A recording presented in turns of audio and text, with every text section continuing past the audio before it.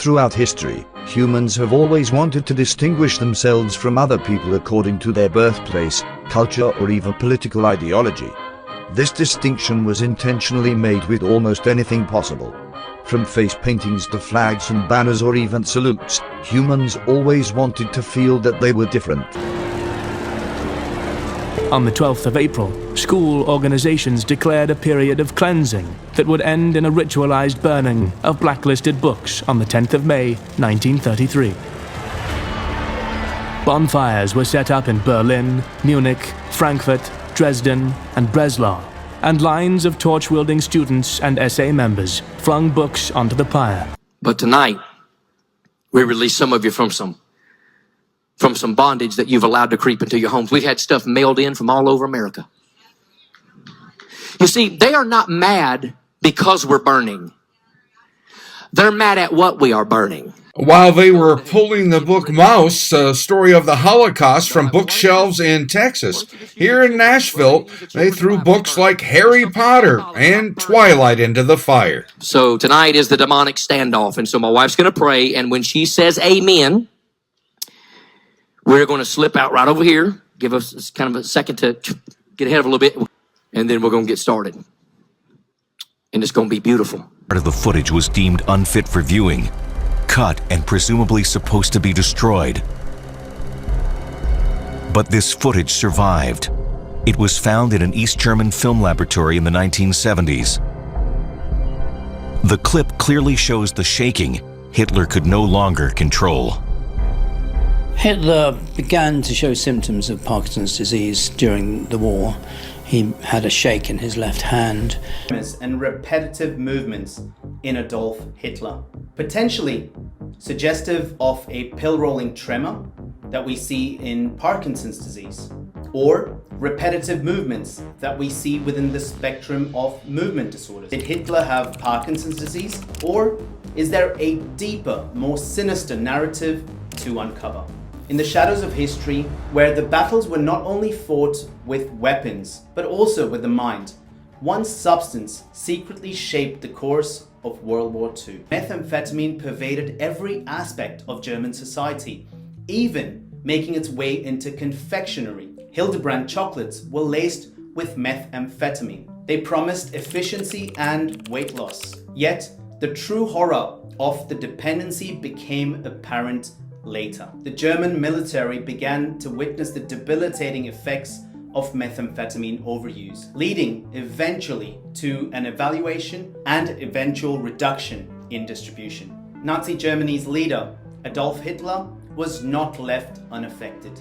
Under the care of his physician, Dr. Theodor Morell, Hitler began receiving daily injections of Eucadol, a powerful opiate, alongside high doses of cocaine and possibly methamphetamine. There are some papers that suggest that he was receiving methamphetamine as well. The full extent of which drugs Morell provided for Hitler continues to be debated amongst medical historians. Of the drugs it is known he was provided on a regular basis, one of the most notable is methamphetamine, in order to give the Führer the boost he needed for his high-energy speeches to thousands of his devotees. Methamphetamine is a member of a broad class of psychostimulant compounds called amphetamines, which act on the central and peripheral nervous system, leaving the user feeling exhilarated, aroused and alert, but also has side effects that include paranoia, confusion, heightened aggression and disinhibition. The late great Hannibal Lecter is a wonderful man. He oftentimes would have a friend for dinner. That was Republican frontrunner and convicted felon Donald Trump last month, offering his thoughts on a cool new movie that was released 33 years ago. But did anyone question Donald Trump's mental fitness or even his basic connection to the time-space continuum? No, they did not. That is perhaps because after nearly a decade of this increasingly unhinged commentary, the American public has become somewhat numb to Donald Trump's particular verbal madness. See the disinfectant where it knocks it out in a minute, 1 minute. And is there a way we can do something like that by injection inside or almost a cleaning? By the way, they never report the crowd on January 6th. You know, Nikki Haley is in charge of security. We offered her 10,000 people. soldiers, National Guard, whatever they want. They turned it down. Former apprentice staffer has claimed that Trump was a speed freak who invited beauty contestants up to his suite. Well, teen beauty contestants up to his suite. Let me say, I don't know either of those things. Those are speculation, but a lot of people are saying it. And when people say things, you have to report it. Gotta report it. And also you have to believe them, because I totally believe both of those things. Donald Trump has acted so erratically at times, full of manic energy, paranoid, garrulous, well, he was a patient of Dr. Joseph Greenberg from 1982 to 1985. At the time, Dr. Greenberg was notorious for allegedly doling out prescription stimulants to anyone who could pay. Long time, the yearly physical. I think I did well. I think they're releasing the report on Sunday. Some elections are, important, some are not. But this one, this one really mattered. And I just want to say thank you for making it happen. Thank you.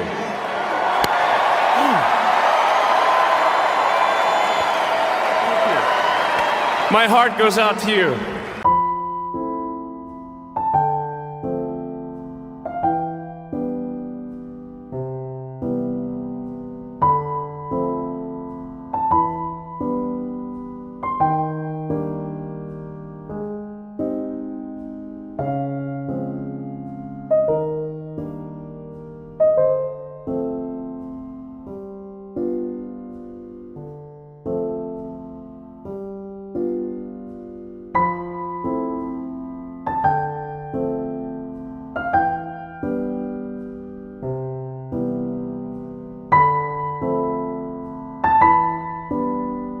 Though, that if you did run for president, you believe you'd win?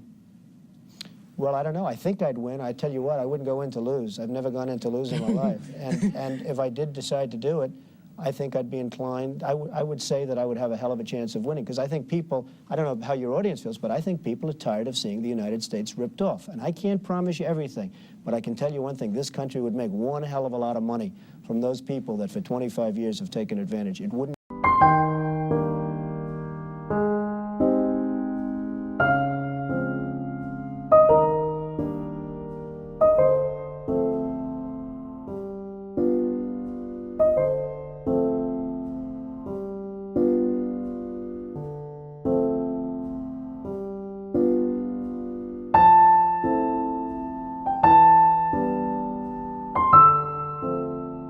Du meine Arbeit für richtig hältst, ob du glaubst, dass ich fleißig gewesen bin, dass ich gearbeitet habe, dass ich mich in diesen Jahren für dich eingesetzt habe, dass ich anständig meine Zeit verwendet habe im Dienste meines Volkes. Gib du jetzt deine Stimme ab, wenn ja...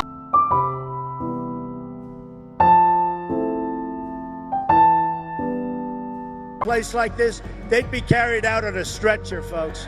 I'd like to punch him in the face, I'll tell you. Knock the crap out of him, would you? And we fight. We fight like hell.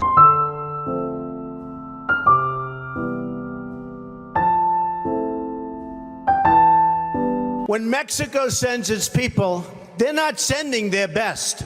They're not sending you. They're not sending you.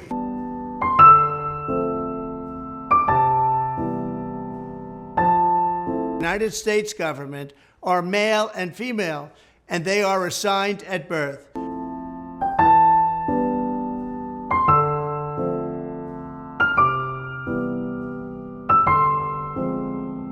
I'm Rich Foley. We're at the National Book Festival 2018, and I'm sitting right now with Secretary Madeleine Albright, whose brand new book, or relatively new book, is Fascism, A Warning. For a long time, in fact, both sides of the aisle sometimes will toss around. I hate the word both sides, and I'm sorry to go there, but it does seem to be a word that's thrown around quite a bit. What does it mean to you, as someone who came from Czechoslovakia, obviously, and have lived through fascist regimes? What is your definition? And I'm very glad you put it the way you did, because it is a term that the minute you disagree with somebody, you say they're a fascist or whatever. Or I've talked about the teenage son who can't drive the car and calls his father a fascist. So it's just a term. But I tried very hard to get a definition. It is not an ideology. It is a process for getting power and maintaining it. And the simplest way to describe it is that there are divisions in society, and a fascist leader identifies himself with one group, a tribal group, at the expense of another. And it really feels that the group that he's identified with can run and do everything, and the others are excluded. So it's very much an us versus them thing that exacerbates that division that's already there. The thing that really brings fascism specifically is violence in some form. And so the easiest way to define it, it's a bully with an army. And so these divisions just get worse, and then there is violent imposition of power. There's a complete disregard for the law, and kind of thinking that the press is the enemy of the people. So there are a number of different aspects, but I do think it's important for people to understand it's not an ideology. It is a process. A process is probably the best word to describe what I think people who are issuing warnings like yourself, because there's a subtlety to the drift to fascism, or to this idea of fascism. Most Americans would not just, if you just turned it on like a light switch, accept all of this, but it seems to be a slow, steady drip where it normalizes to some degree the things that we hear, the things that are being said, and we accept them because we've been hearing them, or we're exhausted, or there's fatigue, or they come over and over and over again. But it does seem like it isn't an avalanche, it's just a slow, steady drift.